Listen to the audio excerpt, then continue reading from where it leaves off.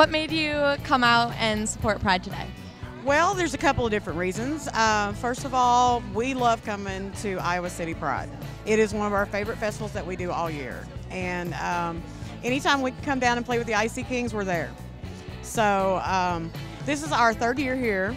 And we just, we're proud members of the LGBT community. I'm a lesbian, she's bisexual. And we want to do Pride Fest because we want to support our own community. So we came down to party with the Kings and play with all the community down here. There are actually quite a few things, like my mom's, and I've been coming to Pride festivals ever since I was a baby, and I was with my school GS8 Glow City Height, gay, lesbian, or whatever.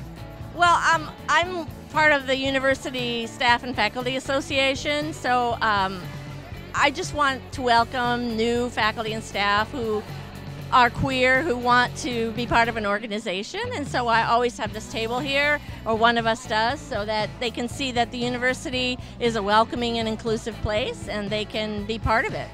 So what kind of steps do you guys take to welcome and incorporate LGBTQ people in your school? We have a fall welcome event every year so that new faculty and staff can meet who else is out there, because it's not like we can identify one another just, by walking around the street. So, and we sponsor talks and presentations, and we're hoping to have more activities in the fall so that there's places to go and not just meetings to go to.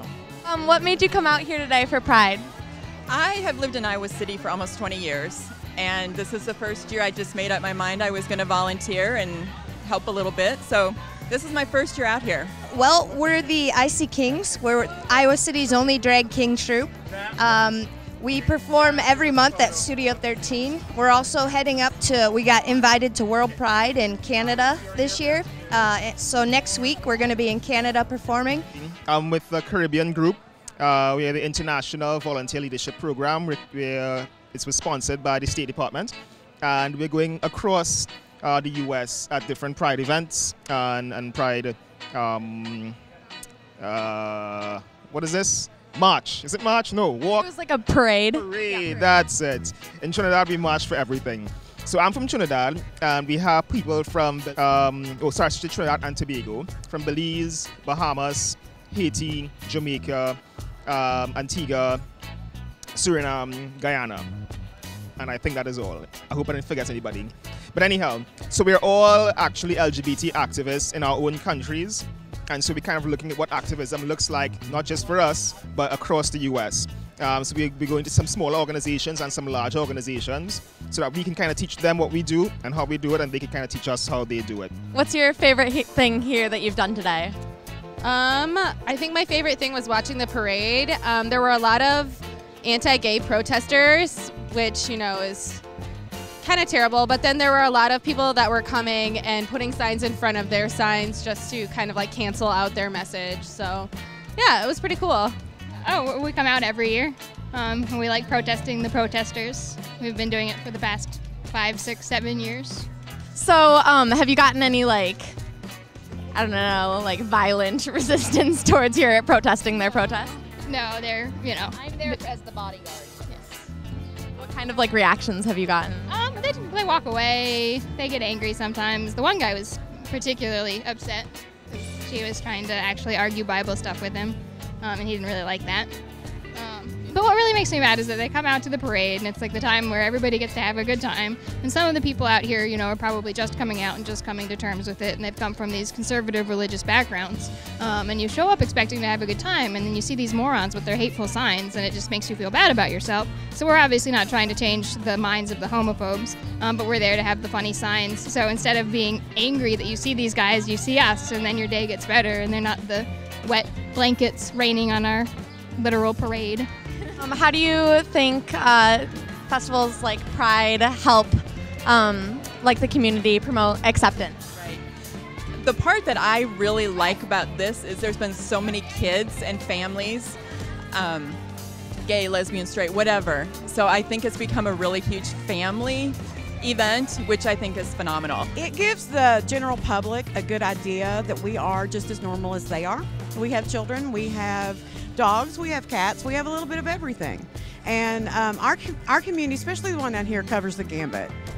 And when you have a pride that people, that don't see us in a day-to-day, environment, they don't know any gay people, they don't know anything about it, they can come down here and see this and see that, there's nothing evil or blasphemous about who we are. We are just people just like everybody else.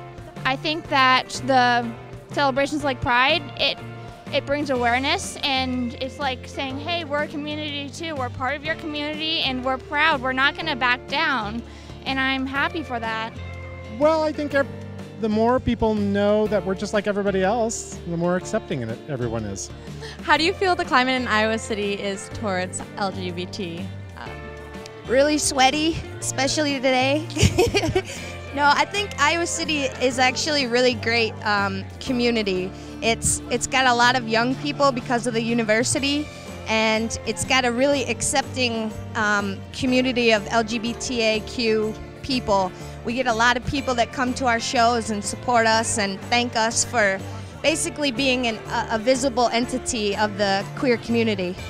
It's pretty ideal. I've been here 37 years and worked at the university for about 19 of those, and I wouldn't want to be anywhere else. It's great. It's really great. It's gotten so much better in the last 5 years, and I have, only good things to look forward to. I think everything's going really good. I'm really happy that we won the court case all those years ago, and I was really happy to be a part of that. How do you feel that your lives have changed after the marriage equality case? Oh, you know who we are then. Yeah. Oh, okay. Go ahead. The biggest thing that's changed is that we're more secure in what will happen to us if something happens to one or the other of us or our son. So those are the things that have changed. The acknowledgement of our family as a true family is one of the things that, well, we've always seen it that way. The government has not always, and now it's becoming that, and that's wonderful to see, not only in Iowa, but all the states that are following suit. We live in kind of a little protected bubble where we feel safe walking around, but there are a lot of places, you look at like Russia right now, and it is not a fun place for LGBTQ people. It's a very scary place, so we like to think that, the more we put a face to these alphabet letters, the more people will see us as humans just like them. Definitely. Thank you so much. Thank you.